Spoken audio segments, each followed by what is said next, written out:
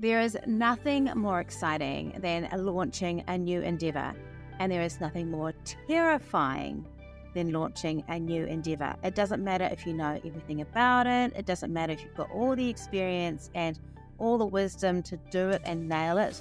It is freaking terrifying, especially if it is a business that is innately tied to your own strengths, your own talents, and your own experience. And that's what is happening with my guest today, Lesely Lucas. She is one of my coaching clients, someone that I really enjoy working with. And she has been on a massive journey this year, moving from a business format that she's very familiar with and knows very much how to run pretty much in her sleep. Probably has been tempted to run it sometimes in her sleep when she's been tired. And going from that to somewhere where she's using that same knowledge, but putting it in a scope of using it to benefit people in a wider, broader context. What's eventuated is analysis paralysis and a total fear of moving forward in case she makes a mistake. So we're going to talk today about this because it's such a common problem. But before we do, welcome to the show, Lesely. Thank you, Rachel. Did you want to give everyone a bit of a background about who you are? Now, before you do that, I know this is actually quite charged and a bit threatening for Lesely because she's a perfectionist, and what I'm essentially asking her to do is give her elevator pitch, which I don't really care about that actually, to be honest, but she's got to think that's what I'm asking. But one of the things is that she might say something now that she's going to listen back in a month's time and go, oh, why did I say it that way? Because now I think I know it's this way. When we initiate and start stuff, it's not going to roll off the tongue comfortably. Is it, Lesely? No, it's not, is it, Rachel? It's not. She has hit the nail on the head. Yeah, so we're just not going to worry about that. And you're just going to chat to me a little bit about what your background was and then what you're kind of hoping to do now. And if it doesn't roll off perfectly, that's okay. No one's going to listen to that and go, oh, well, she doesn't know what she's talking about. Because marketing and talking about our business is different to knowing the business itself. And it's an evolving journey. So tell us a little bit about you, Lesely, and about what you're doing. So I'm Lesely, and Yes. my background is hospitality, events, sales, and event management. And I've been doing that for, over 35 years. So safe to say you're pretty experienced. Yes. And I think I've seen everything, done everything, and tried to, my journey has been international. So I started in the UK, where I was organising large events. And then my husband and I emigrated to New Zealand about 12 years ago and had a hospitality business, and then went travelling. And now here I am, and I've had unforgettable fun for a couple of years, which is how I launched the business. And now, as you say, I'm at that pivotal point where basically my whole vision is to just bring events to life. And I really love that. Can I ask you a question before we jump into it? I'm sorry for interrupting you because I know you're like, but I know my thing and you've now interrupted me. But I've got a question, and you don't have to tell us your age, but age group-ish. So I can tell you my age, and I'm 53. Okay, so you're about the same age as me. Do you think too that reality is that when we get to this stage, we are also looking at things where we go, that business served me really well when I was in my 20s, 30s, even 40s, where I'm quite happy to have really long days, running around doing things. And it's not that I can't do that anymore, but I'm looking for something that is more in sync with me having a bit more time to do other things and having options. And that might have also caused a bit of a catalyst for this change. Yeah, absolutely. I think the body changes, what you're capable of doing mentally and physically changes. And, 18, 19-hour days were the norm. Yeah, and that's not sustainable. It's not sustainable. Because I think too, like, we're lucky that we're in an age where there was a long time, back in the day it wasn't like that, but there was a long time in history of men and women and in business where you hit 50 and that was it as a woman. Like that was it. And now that whole thing, one of our mutual people we know who's in the coaching group too, Janet, calls it the age of the crone, which she really owns. But I don't know if I like the word crone, but it's that thing. But she's saying, the wisdom that comes from all that knowledge, it's you can either go, cool, well, I've just done that and I'm walking away, or you could go, I can share that with the world so other people can learn from all that background knowledge I've got. And that's not just about you then, it's about serving them.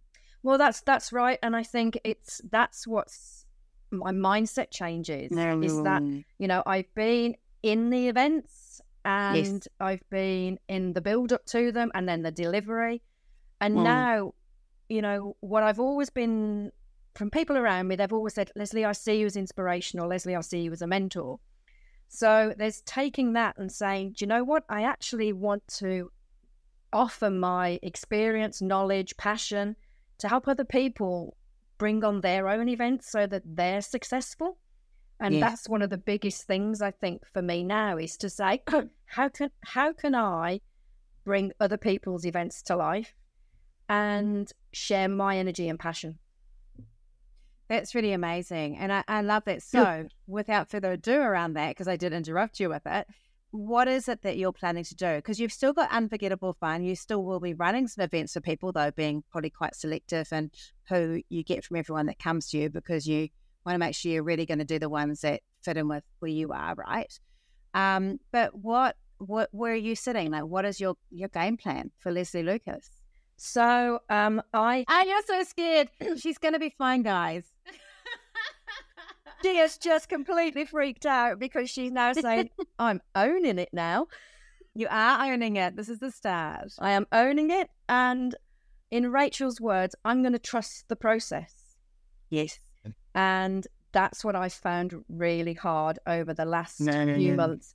And, well, probably longer than a few months. It's probably this year where I have been so indecisive and I'll do this. No, I won't. I'll do this. No, I won't. I'll do this. No, I'll try this. And the shiny objects have been just pinging at me. So what I really want to do is, I've just done a one-page landing page for lesleylucas.com. Yeah. And that is going to be my space where I help others by coaching them to create their vision, their passion, their events, and work alongside them however much they want, whether that's just the creativity, whether it's the in-depth bits and pieces that goes with it. And then Unforgettable Fun is behind that, so that when people want to work more with me out of the coaching space but in their events, then they're part of my Unforgettable Fun brand. And I really love this because you're not letting go of something you've already got, that you've worked hard on, that has that long history of everything you've done. What you're doing is saying, I'm going to bridge the gap between that and what I do now. And maybe in 4 or 5 years, you might go, well, actually, this caused this resurgence from Unforgettable Fun, but by stepping a little bit out of it, I now have a team that's doing all that stuff and I'm just managing it. Or it might go, wow, lesleylucas.com really took off and I'm just going to do that, and Unforgettable Fun might actually slowly die. Either way, or both balance. And you don't really know which one of those it is, but you're giving yourself this open opportunity to discover that. Yeah. And I think at this stage, what's freaked me out the most is the thought of, oh no, I'm dropping Unforgettable Fun, which actually I'm not. Yes. I'm just building another strand. Yes. And a strand that for me is also a give back, because I really love supporting and helping people. And when they're having fun, when they're enjoying themselves, when they actually get to be part of their own event, that's the big thing for me, because a lot of event organisers don't become part of their own event. They miss out on everything. Whereas through coaching, you can actually go through all the tips, all the roadblocks, and then say, this is how you can be part of your own content and enjoy it and be in the moment. Do you think too that part of this is also, because we've talked about this a little bit, that, and this is something I want to talk to other people that are listening to this as well, because one of the things we talk about in the coaching group is that, I work with people who want to be the face of their business, and I don't know if you necessarily even consciously, when you started working with me, that's what you were thinking. You were thinking, I want to grow Unforgettable Fun. I just need to make sure I'm doing that. I know I need to be more visible. But what's actually happened is you've started to recognize that there's this teaching and speaking passion inside you that you really want to actualize. And we're in our 50s. If we don't do it now, when do we do it? And I think that that's also this, like, we have to own that as well, don't we? That there's something in you that has this desire to teach and to train and to lead and to empower and to energize others. And when you're an event organizer, you're essentially doing that by helping other people take that stage. And this is actually going, I think I'm ready to have a stage myself. Yes. And I think that's been a deep desire. And I look back to some of my friends, and I spoke to one of my close friends only a few days ago and just said, secretly, do you know, I want to be on stage with the microphone. She went, that's not secret. She said, that seriously is not secret. I was like, oh, okay. Because that's the thing, like, you know, other people can see it in us long before we can. I think, I don't know if you've read it. Oh, no, but you probably haven't, because we've discovered you and I have very different music tastes. So you probably haven't read it. But Taylor Swift's Time magazine article, she talks in there a little bit about how she's talking about, like, this time when she had this massive, in her heart, failure, and how she's just, like, completely hidden away, and she feels like she's in this brink of complete failure, but everyone else around her sees her as this massive success during that time. And I was thinking how often we don't look at ourselves. We are all worst enemies at not actually allowing ourselves to dream the things we want to do or do the things that we really want to do.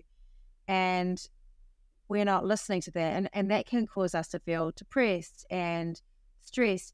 And so I want to talk about this first before we talk a little bit about what your offer is that I think, you know, and I talked about this with you on Tuesday when we actually saw you as part of Adults. Sorry, guys, but we had like a really cool group coaching thing on Tuesday for a whole day together. So it was amazing. It was so, I cried a few times because I was just like, I can't believe this group of people are all here. It's amazing.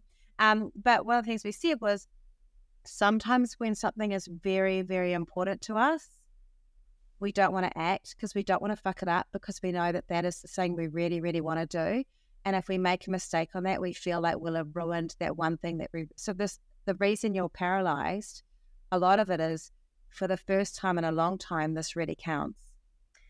Yeah, it does. And I look back to some of my patterns, and my personal patterns are not allowing myself many, many things.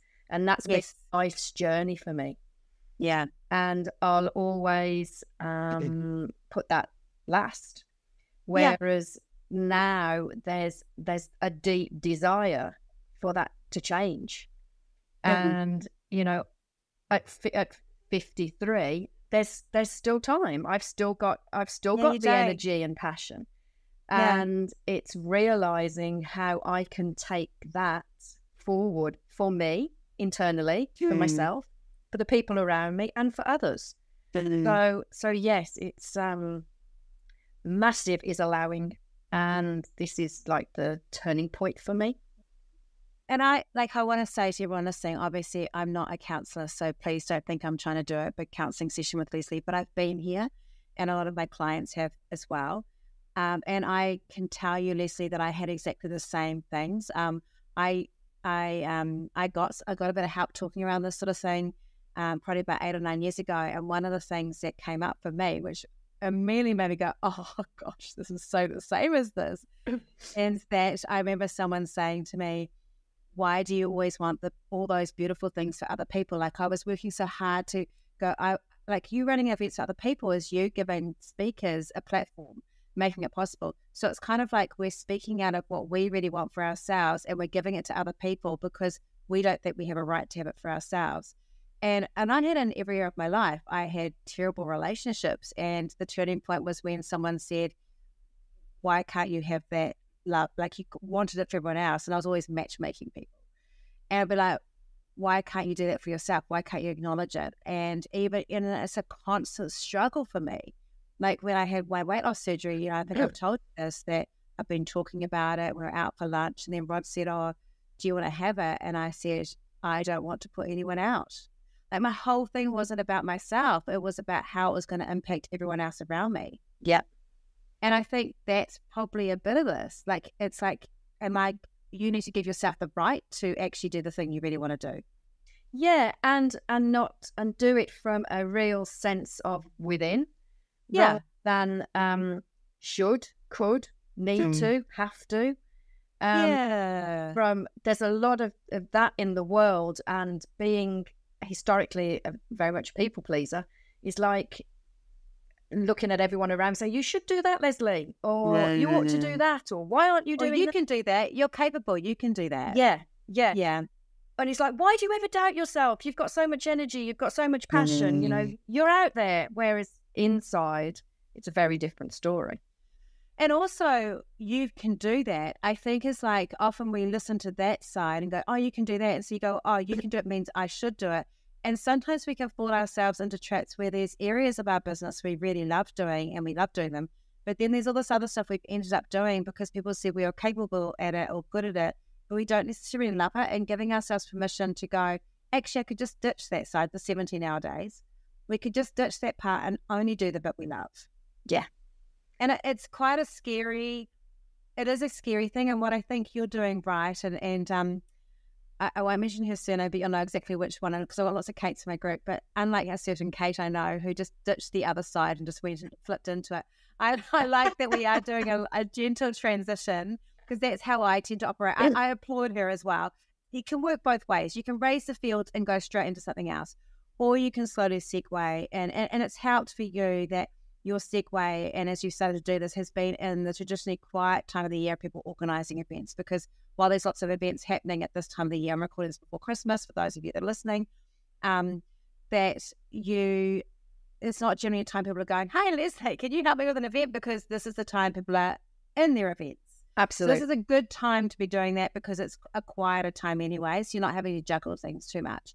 But when you're doing it and you're going through it, one of the things I've said to you, besides that headspace, which I think is a constant thing that just needs to be, look, I'm not a counsellor, but I'm going to say sometimes we just have to fake the bravado.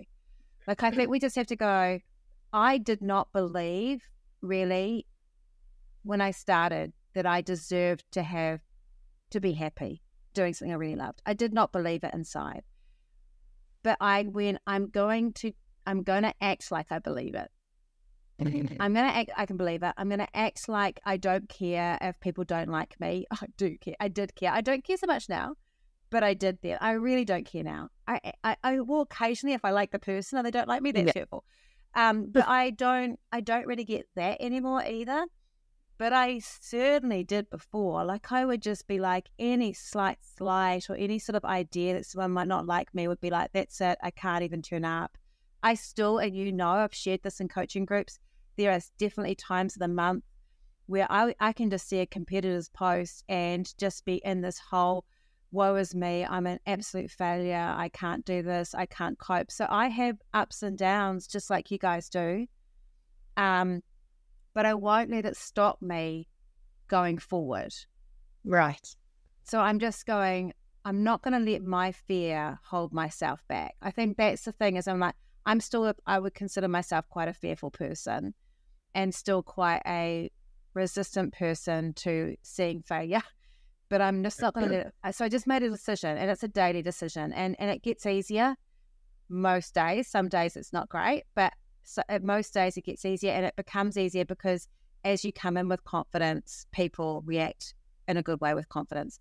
So I will say, and again, not a psychologist, so they'll probably say I'm wrong, but I did feel that faking confidence initially really helped me grow confidence, because it got me in the right mindset. So just assuming that people are going to love me, assuming that people are going to want to buy my stuff, assuming that people won't have a problem with my money, with the amount that I'm charging, making an assumption and deciding that that is just how it's going to be, really helped me push forward. It makes sense.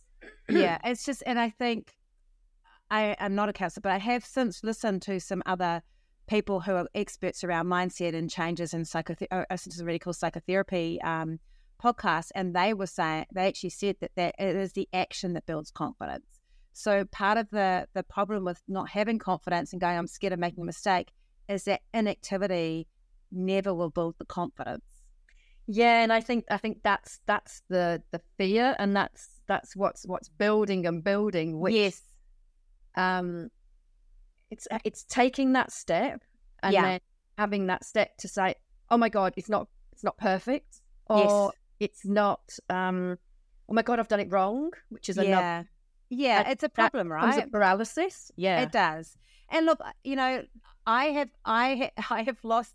I was thinking about this morning actually, because it's hard work for me to do the podcast at the moment because you know, as you know, house market, all these other things going on. And there was a couple of them last week's actually that came live, and there was a sound problem on it, and it was fuzzy. And my perfectionist thing was like, I shouldn't run it. I should just not run it. But then I was like, if I don't run it, I miss a week. If I miss a week, I might just give up altogether because I just can't cope with the fact that I've lost that momentum. And I went to stuff it, and then I was like, oh, I'll probably lose some followers, and I'm like, oh, hopefully they'll just not listen and then listen to the next one because that's what I do. So I get caught in this sort of stuff all the time. And I've really had to let go of my desire to control. It's very difficult. I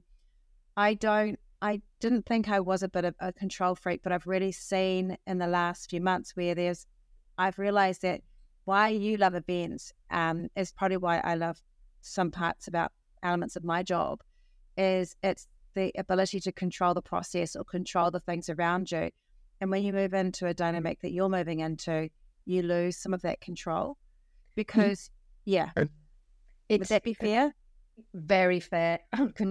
Control is huge, and certainly in an event space, if you're not in control as that central cog, or that, you know, I like to call it, you know, my Maverick Top Gun, aircraft controller, and that's how I see it. That, you know, you're that central cog with so many things going on, that it's a controlling space, and an event can easily get out of control.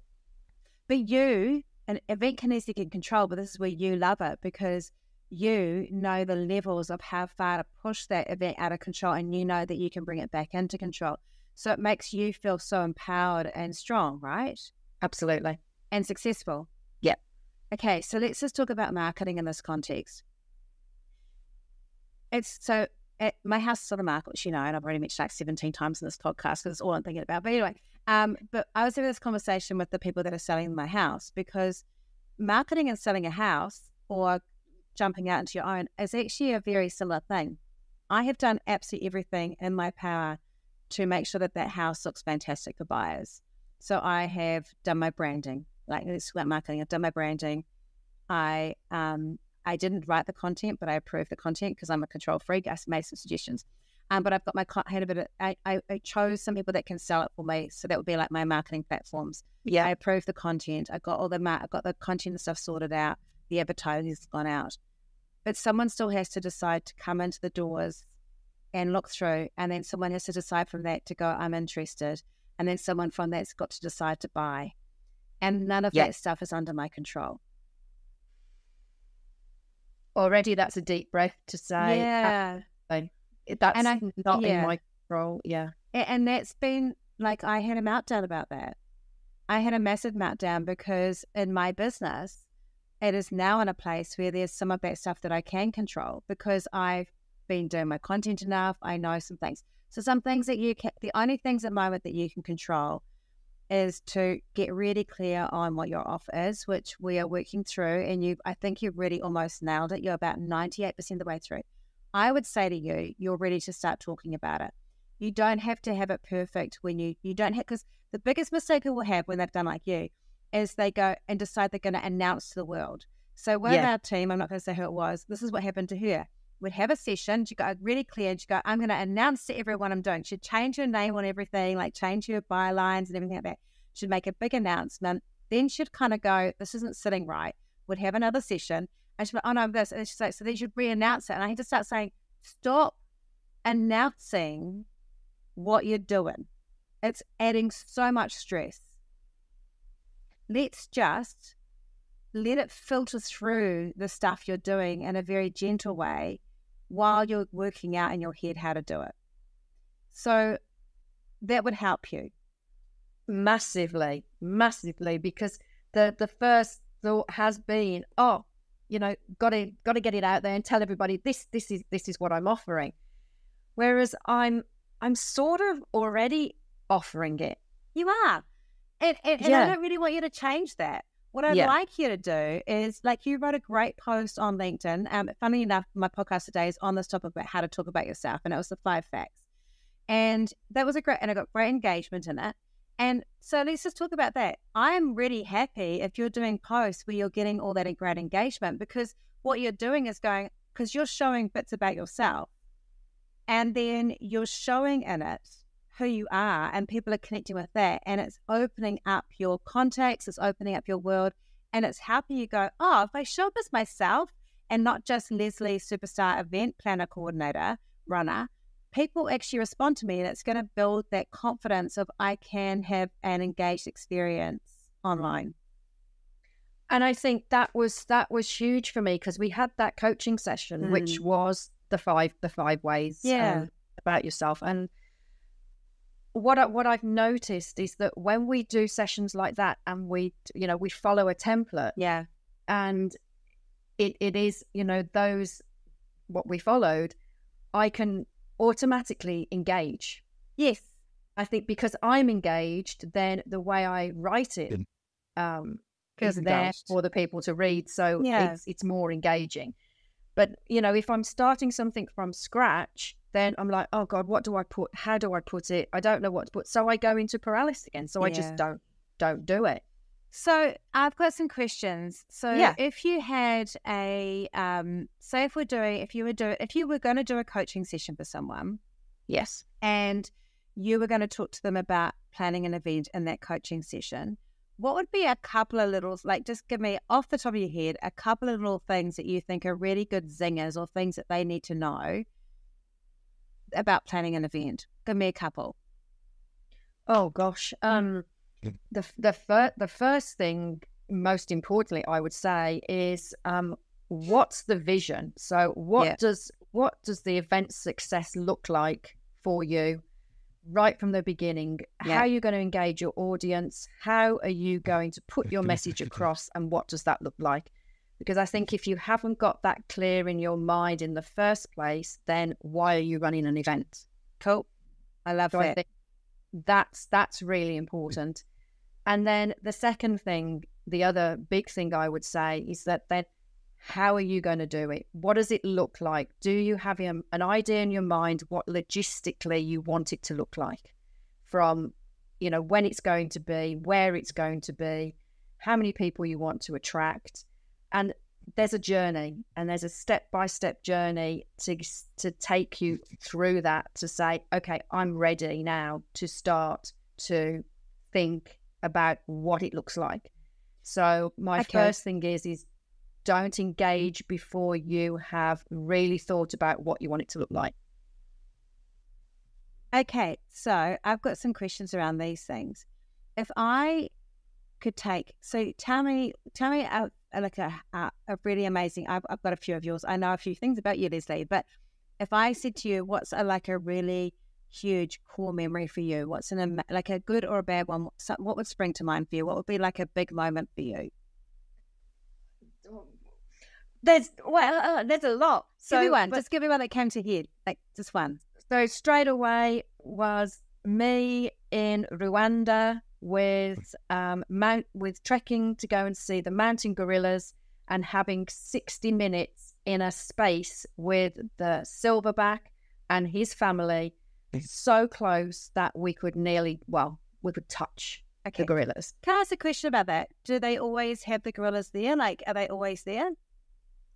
So yes, but the trekkers, so the guides go really, really early in the morning and find where the families are, because they move, and then they take you then as a group. You're only allowed 60 minutes a day with each family, because they're protected. So they know where they are, but they find them every day. Do you know where I'm heading with this? No, tell me. So you told me that the things that sprung to your mind was like, ask me what the vision is, what event success would look like, how to engage your audience, your logistics, where and now, and all those sort of things, right? So what I did is I asked you what those things were, And then what I'd love you to do is make a list of like, don't then put it to a side. And then what I want you to do is I want you to make a list of like core memories or things that have really stuck out in your life like that. So you told me that story and I go, what did event success look like for the guides that took me to this moment? Oh, wow, their faces were just beaming. But how did they get that for you? They had to go out early, right? Yeah, they did. Yeah. So I think that's the click for me. I would have a picture of you with that silverback gorilla, and I would say to the untrained eye, this is me sitting with the silverback gorilla having the best time of my life. But for you, it's all about a successful event or something like that. And then say, we often don't see to get like this peak. This was a peak moment for my life. But what most people don't know is the guides go out and hunt early to make sure they find them and tell them that particular story. And then say, if you want an amazing event, often there's things you've got to do well beyond the scenes that people see. And that's the stuff I can help you plan. What a twist. Yeah, and that's absolutely. what I would do. I would take, because you have got all these amazing stories, it's going to get that engagement. That photo is going to bring attention. And I would do that, like get that balance between the two. So I guess it's going along the same lines when I went up in the fighter jet. Yeah. You know, that again, another absolute core memory. Yes. And it's looking at that and saying, what did they have to do to get me there? Or it even happened. Well, I'm just thinking safety checklist, event checklist. Yes. Like what I'd like you to do, and we can do some sessions on this in the group coaching thing, by the way. Like I think this is actually going to help some of the others in the group that struggle, because this is a thing I know for me is one of my strengths, is taking an everyday moment and then bringing it into a real life moment. And they don't have to be massive moments either. Like quite often I love the fighter jet one and I love the gorilla one, but you can also do it with smaller steps of things as well. Like I think, I know Daria, yes. And Daria had a foot injury, and she's talked about the lessons that she's learned from having a foot injury and what she's had to kind of go through. So you can do it like those things.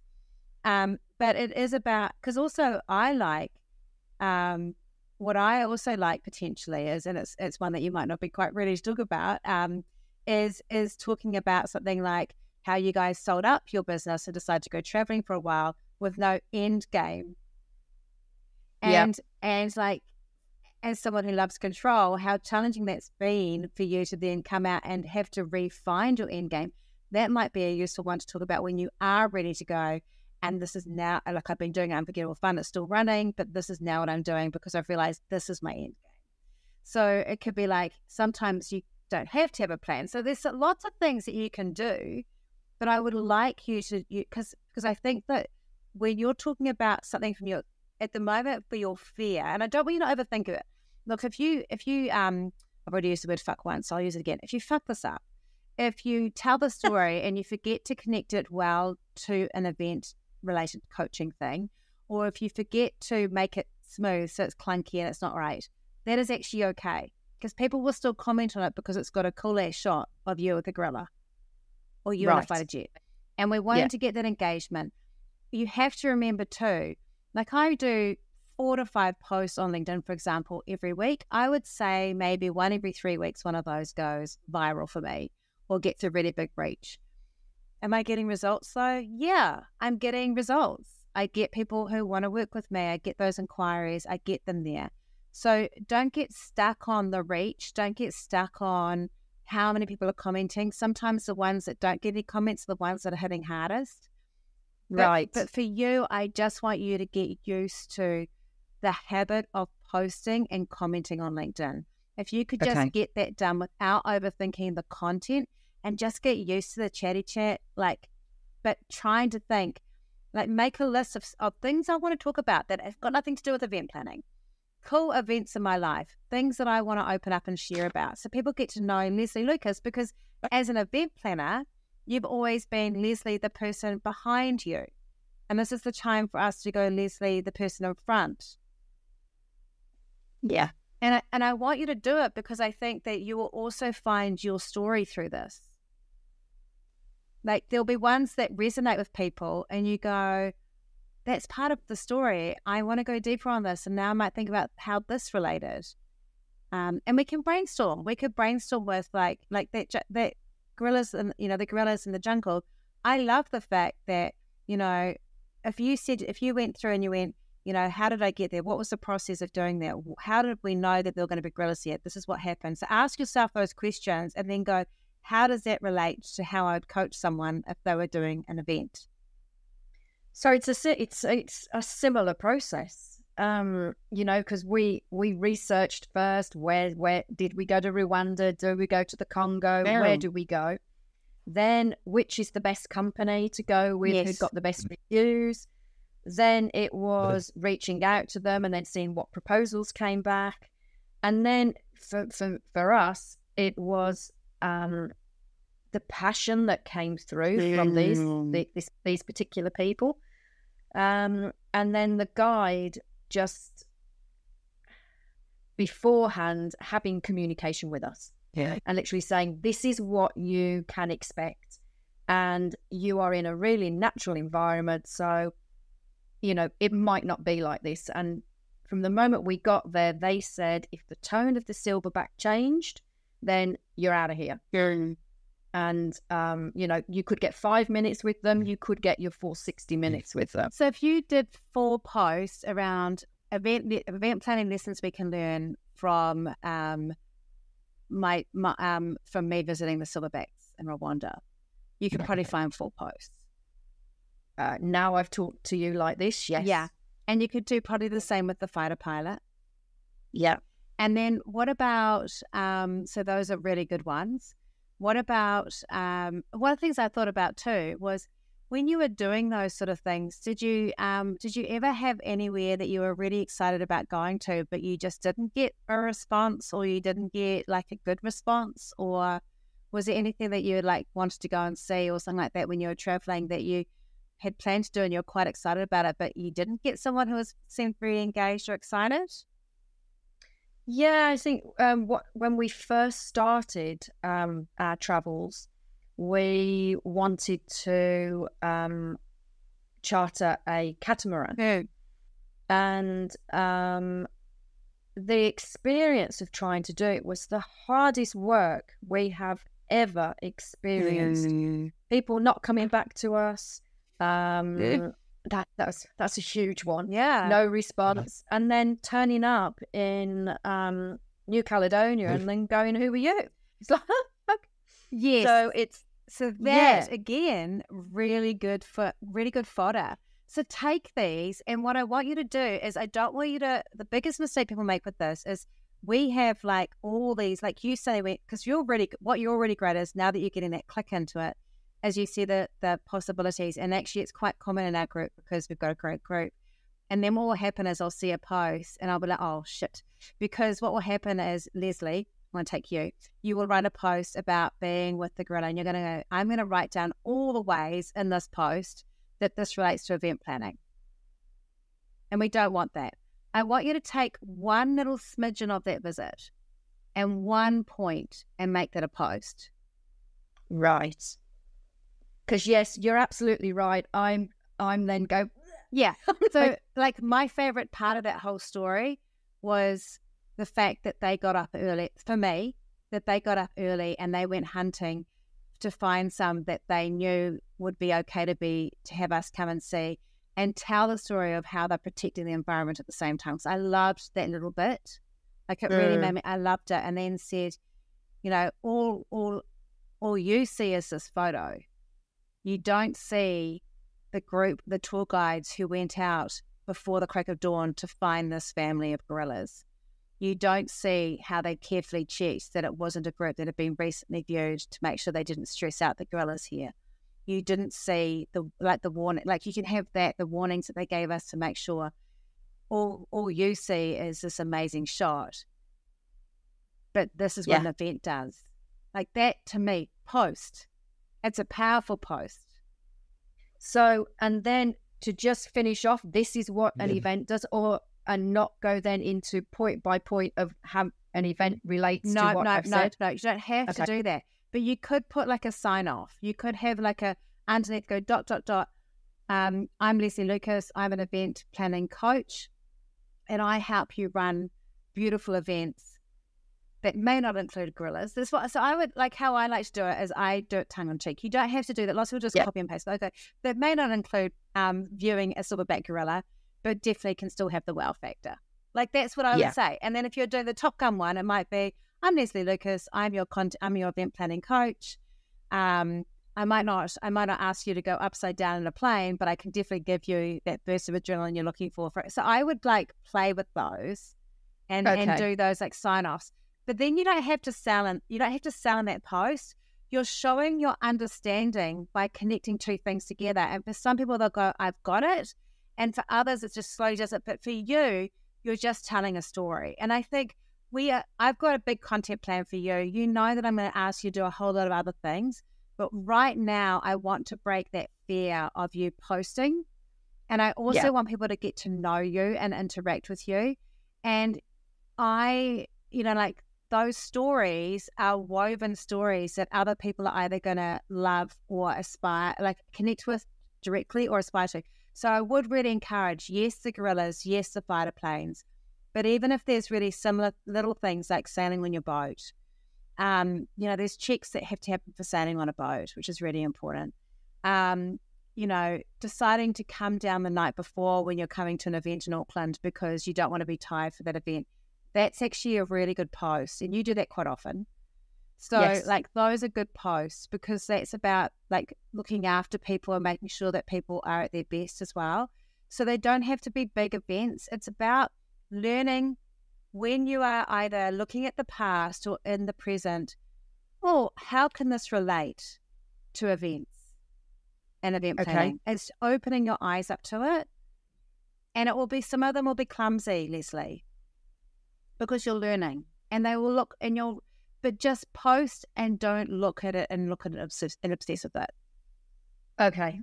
Because I do. I look, I spend ages posting and then I write, rewrite, triple write, quadruple write. And then when I do get to post, I'm constantly looking at who's commented, who's and you don't want to do that because sometimes it's just when you post it. Sometimes, so what I would say is you have the luxury, because you're my client, of jumping into our community, into the check my work, show my work post stage, and just chuck it in there. And I'll go, yep, or I'll go, where's your engagement question? Or I don't know what you're doing here. Can you explain? And other people will also see it and go, yeah, that looks great. But that's the people that are doing that, like, in our group that are starting to do that, they're getting far more success because it's just getting another pair of eyes. And it's not even that I necessarily often change anything, but it's just more than you can go, cool, I can just put it on. It's fine.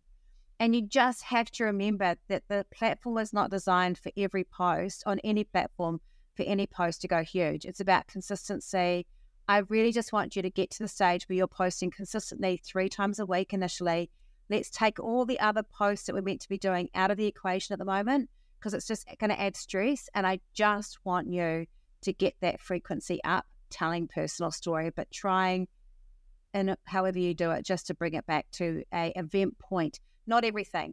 This is how it relates to this bit. Choose one point of running an event and do it. And so you told me that it was getting that vision really, really right. What does success look like? How do you engage your audience? The logistics were the most important things. So those are the things I would focus on talking about all the time. Okay. So if you can connect it to one of those things, it's good. Yep. Great. And so that then goes back to pulling back, stop looking at all the shiny objects and all the different parts of marketing that are there, and to take out that I've got to be selling.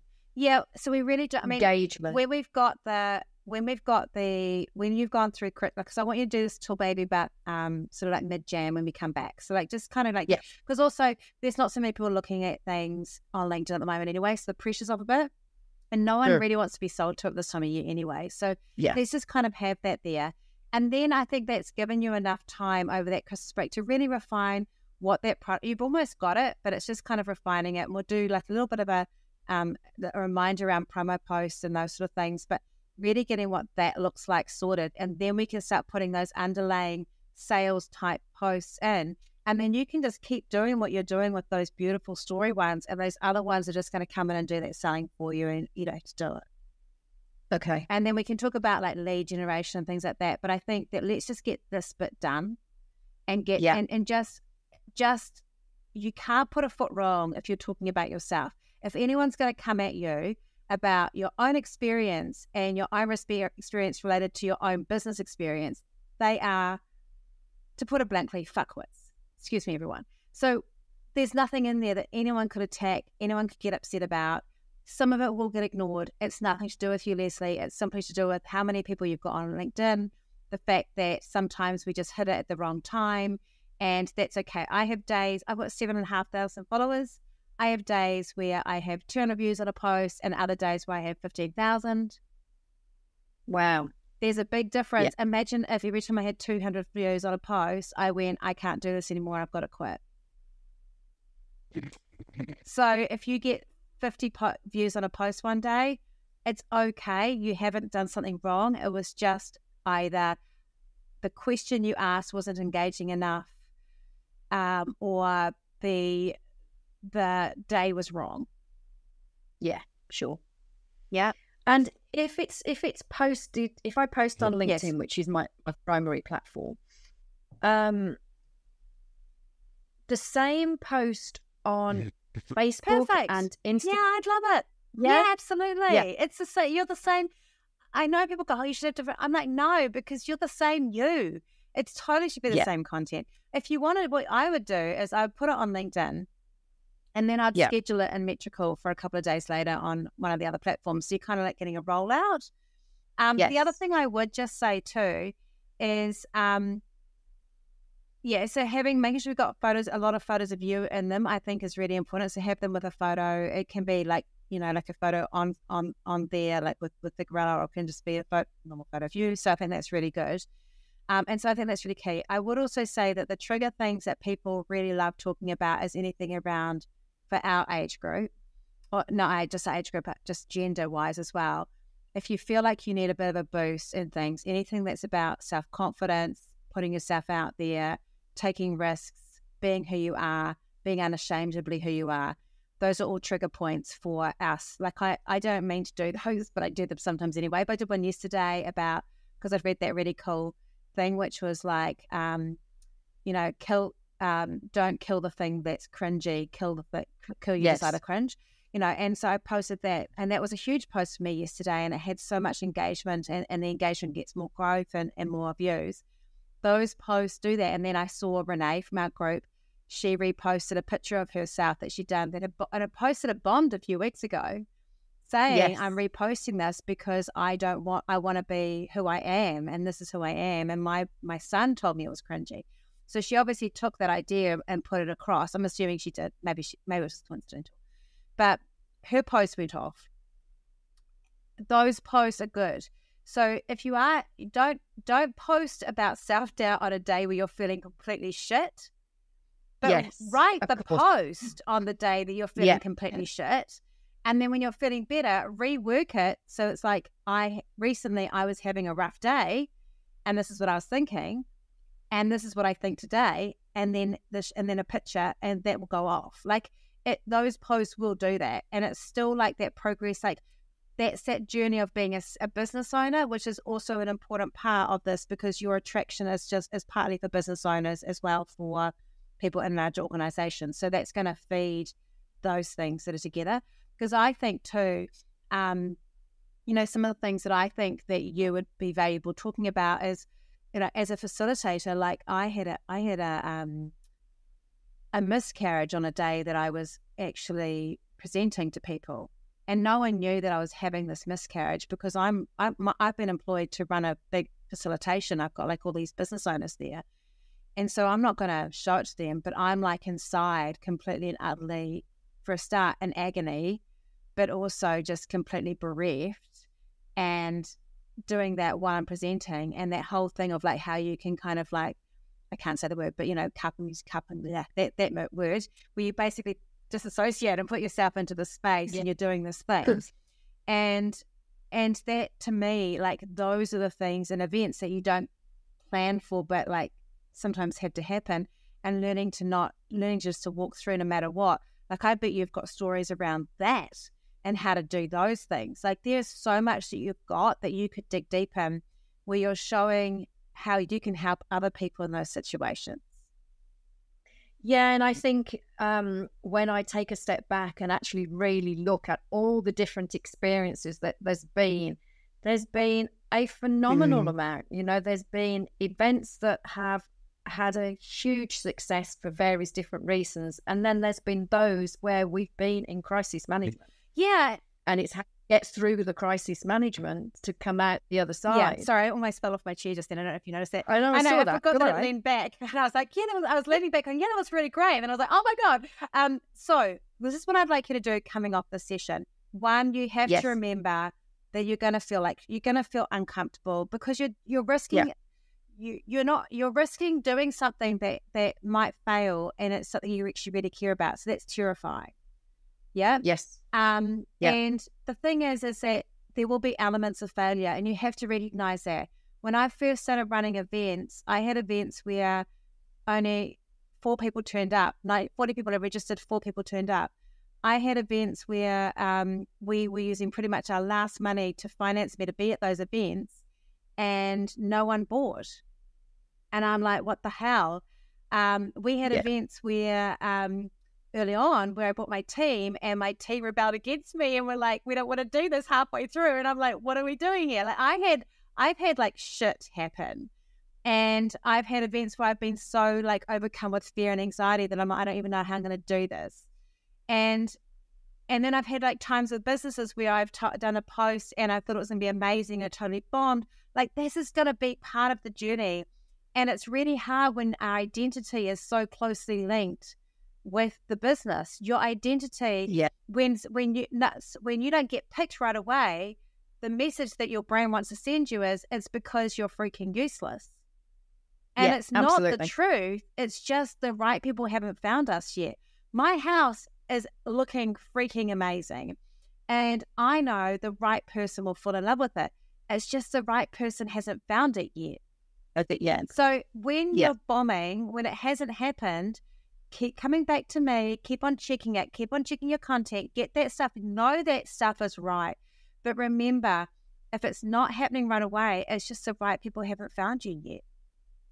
They will come. And as soon as the right people start to find you, more of the right people find you. We don't water down to get the other people while we wait, because then the right people will never find us, because we're not showing who we are to them. We're showing a fabricated picture of who we are.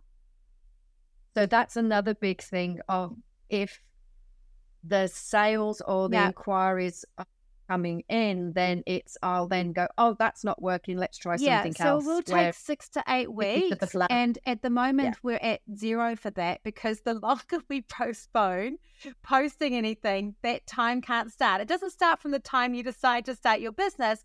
It starts from the time you take activity. I know, it's kind of weird, right? I don't know how that happens, but you can't go, I pivoted 2 months ago and I've had no sales. Okay, have you done any marketing strategies since then? Well, no, but I pivoted 2 months ago and the business isn't working.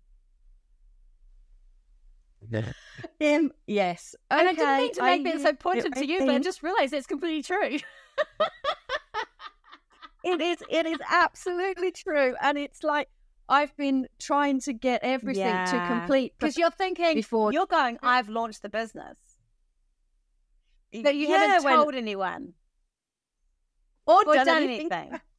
So it starts. I've done it all behind. Yeah, you have. So you've done lots of work, and all of that work was important. Let's get that right.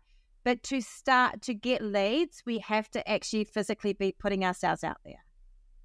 And we've got to do it on a regular basis. Like, it has to be at least 3 times a week. And so I want that when that starts, you should be getting nibbles within 6 to 8 weeks. I'm not promising a sale. Sometimes people are really lucky. Like, they can change something and the next day they get something.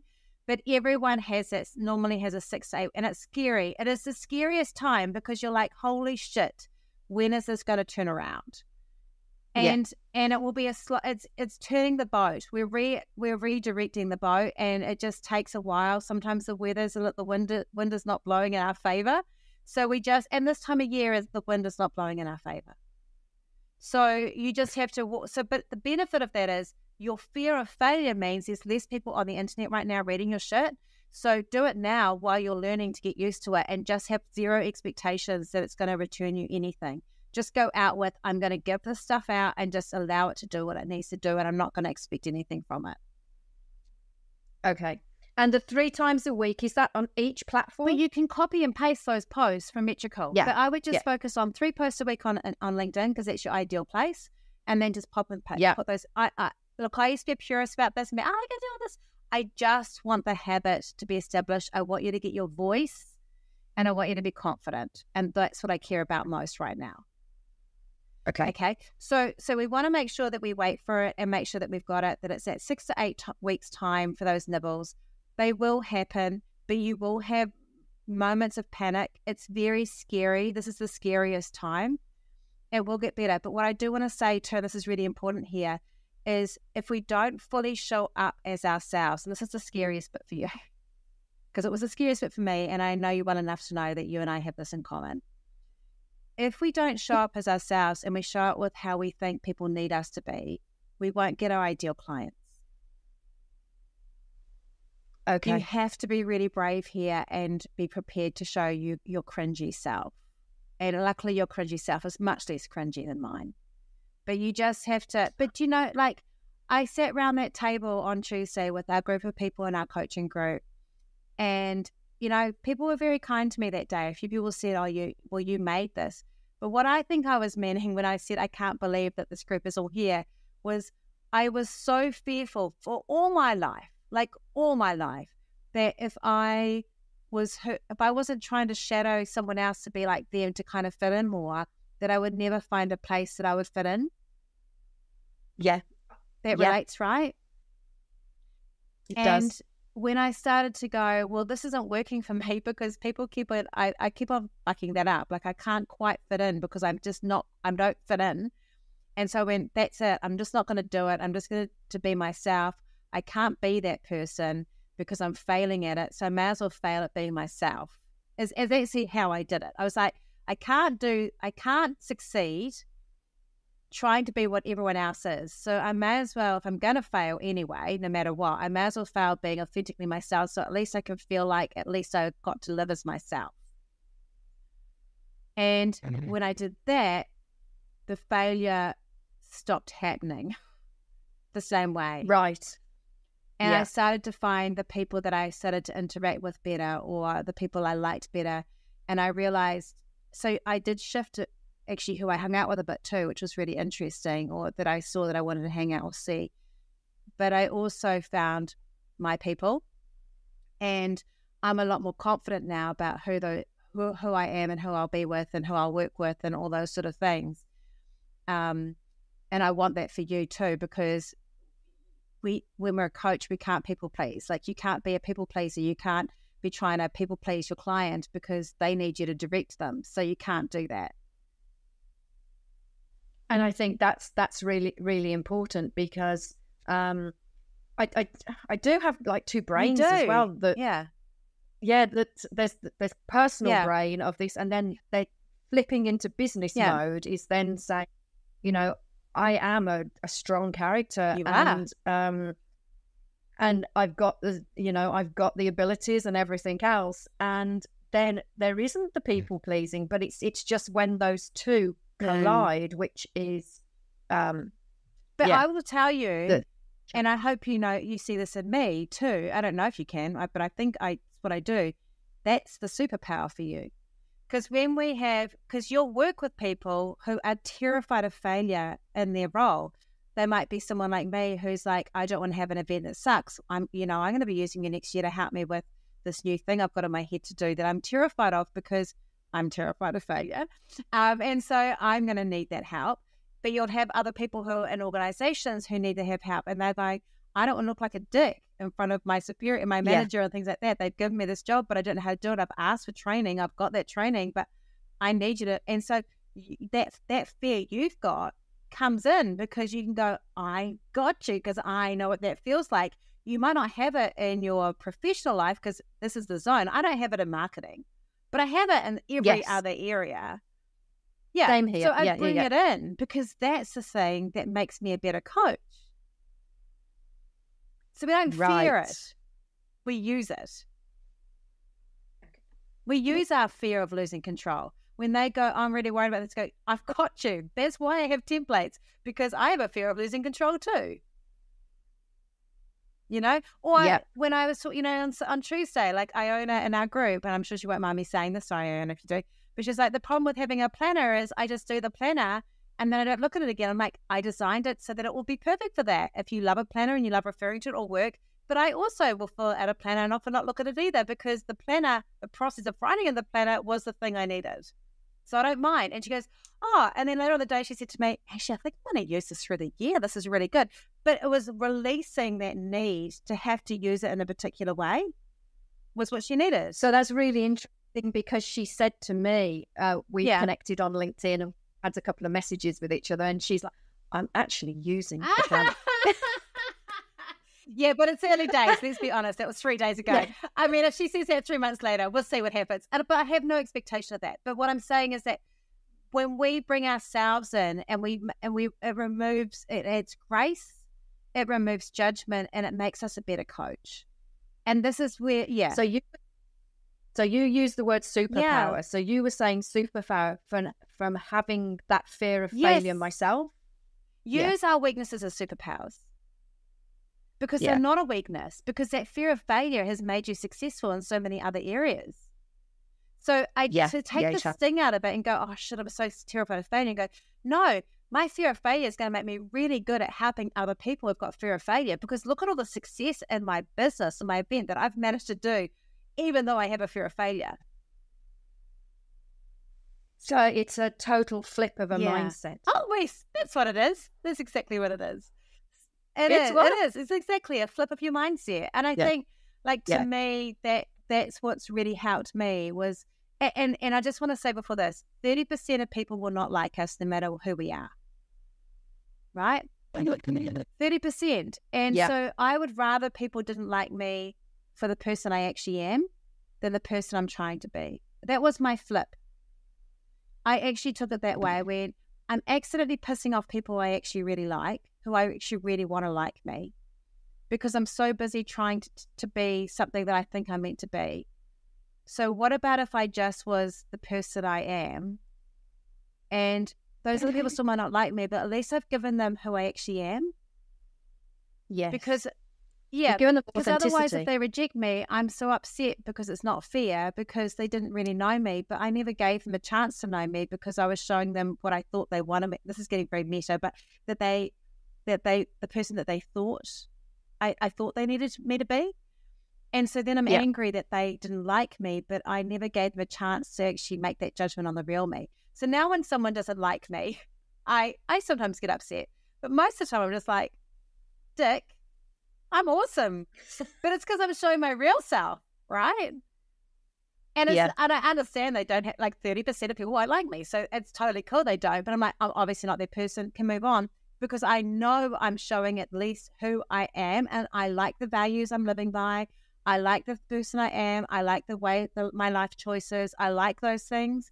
So if they don't like me for that, I'm okay now. Whereas before, I was so busy chameleoning myself around, trying to please everyone else with the version of Rachel that I felt they needed, that I could have been. And this is, people go, what the hell has this got to do with marketing? And boy, this is a long podcast, because Rachel's gone ranty pants and poor Leslie hasn't got a word in edgeways and listens to a bloody podcast. But this is my thing with this is so about marketing if you are a coach or if you are the face.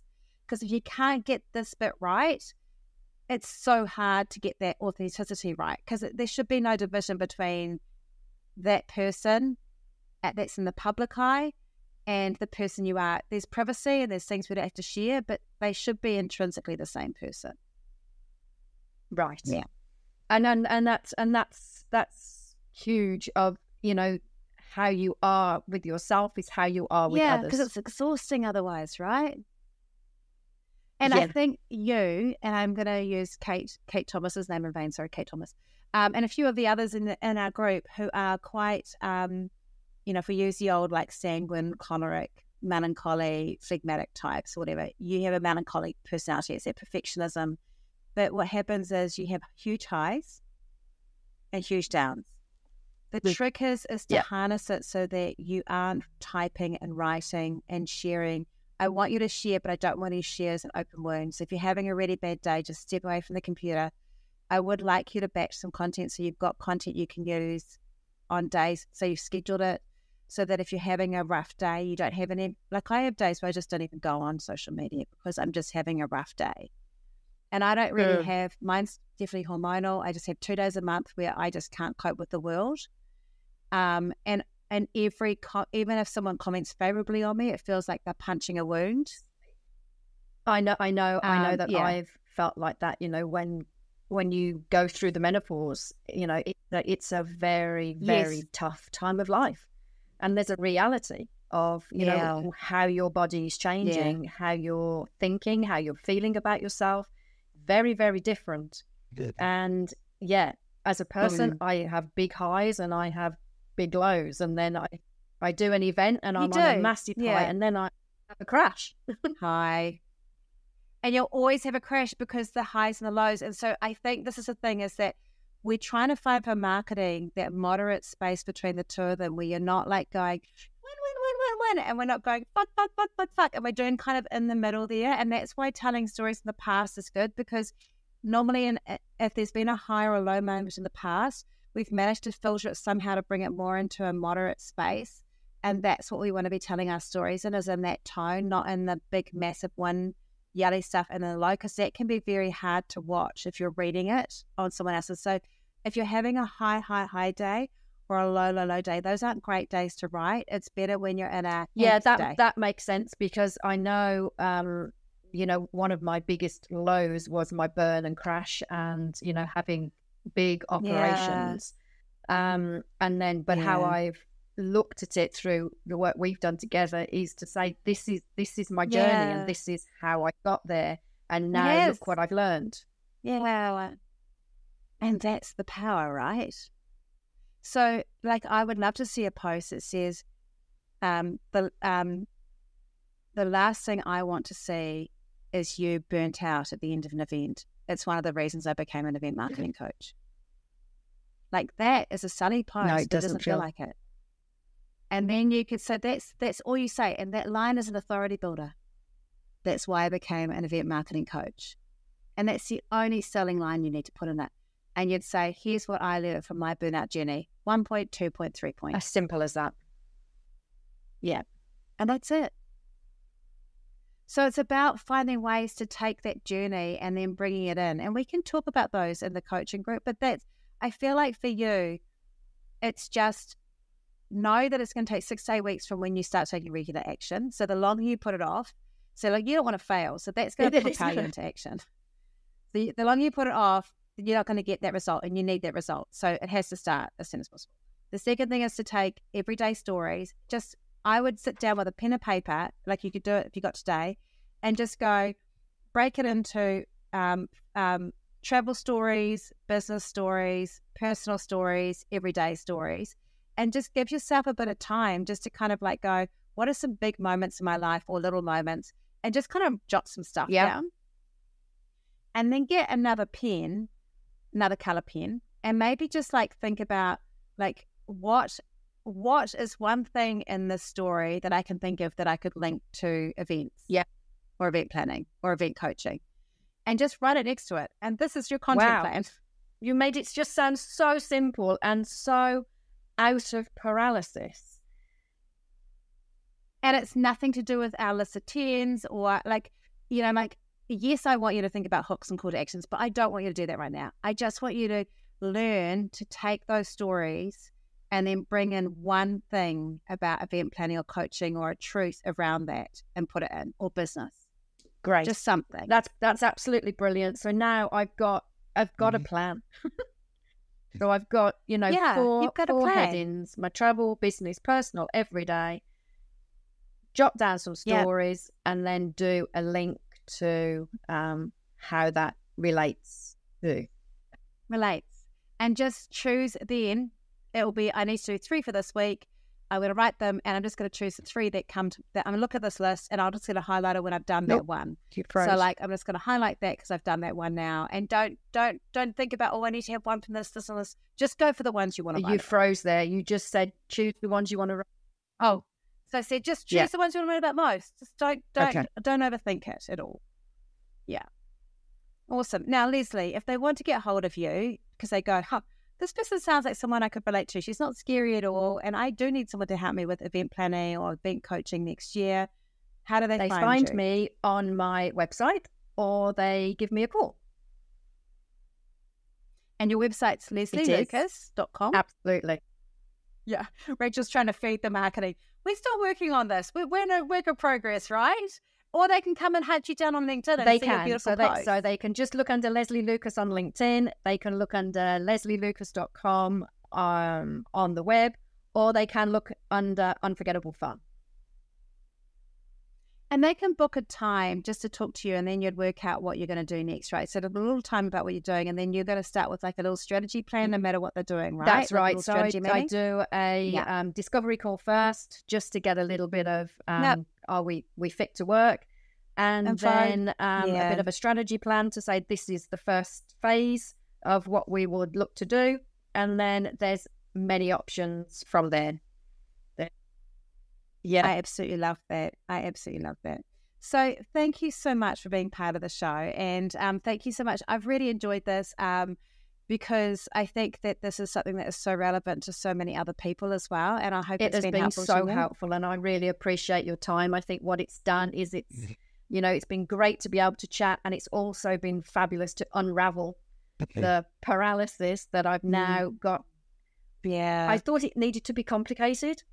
But what you've actually done is said it's really simple. Just strip it back, start from here, and I'm off to do that.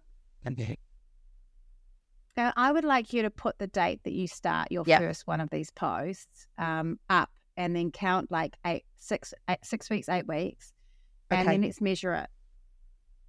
Yeah, and let's measure how long it takes to get the first nibble. Remembering that we're in the hardest. I'm giving myself the biggest, hardest challenge. December. I know. December today. So if you start today, like 6 weeks is the end of Jan, like I'm making it almost impossible for me to get you success here. But let's just see. But then you don't know nibble, not necessarily a sale, you don't know who's looking over the Christmas period. Well, you do wedding planning as well as like event planning and organizational stuff. And personal parties, personal occasions, they all follow the same format and they all follow the same thread. Whether it's a 50th birthday celebration, a 70th, a wedding, a corporate event, anything, it follows the same process. And it might just be an hour with you, just getting some help and support and guidance. Absolutely. Right? Yeah. And also, I'm just saying that, and I might just, like, if it's getting really dire, you already know I'm going to work with you, I might just beat the system and message you directly on LinkedIn and say, hey, Lesely, I saw that post. You inspired me to work with you. And if I do that within 6 to 8 weeks, well, we can count it as a win. Does it count? Does it count? No, probably doesn't count. Yes, anything counts. Oh, that's awesome. Thanks so much, Lesely, and have a great day. And to you. Thanks, Rachel. You're very welcome.